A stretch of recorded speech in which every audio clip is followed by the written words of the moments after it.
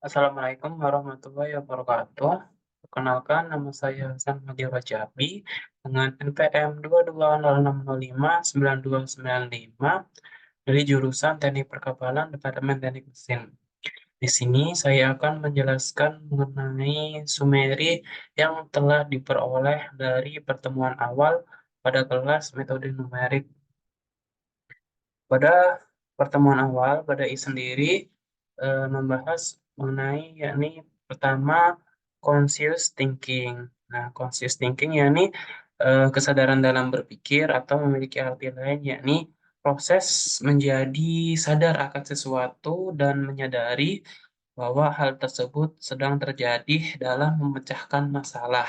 Nah, pikiran sadar atau conscious thinking sendiri memiliki peran yang krusial dalam aktivitas sehari-hari karena melibatkan proses mental yang di mana individu secara aktif terlibat dalam pemikiran. Nah, sebagai contohnya, yakni ketika seseorang mengambil keputusan penting dalam hidupnya, maka dengan kesadaran penuh mereka memungkinkan untuk mempertimbangkan berbagai aspek faktor dan konsekuensi sebelum mengambil langkah konkret.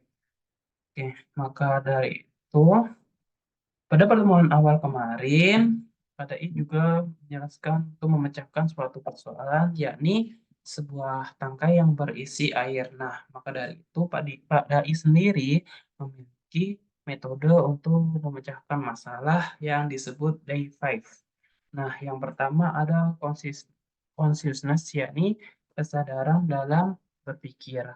Terus, yang kedua ada attention, yang dimaksud dalam mengerjakan apapun harus ada niat, seperti eh, kita mau memecahkan suatu persoalan. Nah, untuk memecahkan suatu soalan tersebut tentunya kita harus ada niat. Apabila kita tidak ada niat, maka persoalan tersebut tidak akan terselesaikan dengan baik. Nah, yang ketiga yakni ada initial thinking, yang dimana pikiran awal yang mengacuh atau datang saat kita menentukan suatu masalah. Contohnya kita memerlu apa namanya memecahkan soal yang diberikan, maka pikiran awal yang muncul difokuskan pada gimana kita mencari langkah-langkah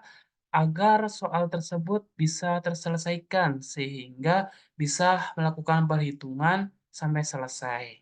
Nah, yang keempat yakni ada idealization, yakni menyatukan teori. Jadi, hasil atau informasi yang telah kita peroleh disatukan serta sehingga informasi atau hasil yang telah kita satukan tadi menemukan yang pas dan bisa digunakan untuk memecahkan masalah. Nah, yang selanjutnya ada namanya instruction, yakni tahap penyelesaian. Jadi di instruction ini contohnya yakni kita bisa menemukan jalan keluar untuk menyelesaikan masalah dari langkah-langkah awal yang telah kita lakukan seperti tadi yang pertama ada consciousness, intention, initial thinking, idealization, dan yang terakhir tadi ini instruction. Nah, maka dari itu kesimpulannya yakni apabila kita berbuat sesuatu harus dalam keadaan sadar. Tentunya ada niat yang kita lakukan, maksudnya tentunya ada niat sebelum kita melakukan hal tersebut. Oke, sekian dari saya. Mohon maaf apabila ada kesalahan atau kekurangan dalam penyampaian. Wassalamualaikum warahmatullahi wabarakatuh.